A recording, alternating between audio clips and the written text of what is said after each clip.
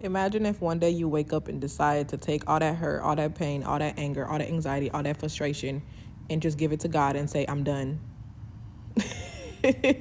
I'm done. I'm going to pick up my cross and I'm going to walk. And I'm going to live in peace, happiness, tranquility.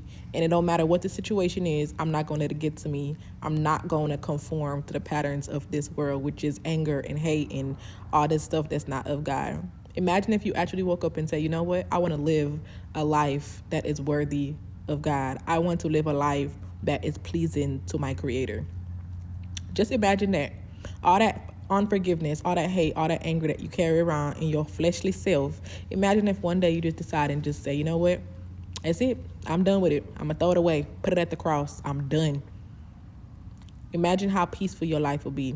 I'm not saying that it's going to be perfect, and I'm not saying that it's going to be the best life ever, but just imagine if you just woke up and decide to get rid of all that angry, all that hatred, all that trauma from your past, because you're the only one holding on to it, and you allow Satan to keep on bringing it up and throwing it in your mind. God don't do that. God don't remind you of your failures. God don't remind you of the person that you used to be. He says he renewed your mind and he's making you a new creation in Christ Jesus. So imagine if you got up and step on Satan's neck and say, that's it, I'm done. I don't want to hear your lies. I don't want to hear your nonsense. I don't want to hear nothing that you got to say. From this day on, I'm a child of God and I'm going to live moving forward. And don't let him bring up your past. And every time he tries to bring up your past, you hold it captive and you make it obedient to Christ real quick. Imagine the peace that you will have in your life. It's a peace that the world cannot give you. And it's a peace that you won't even understand.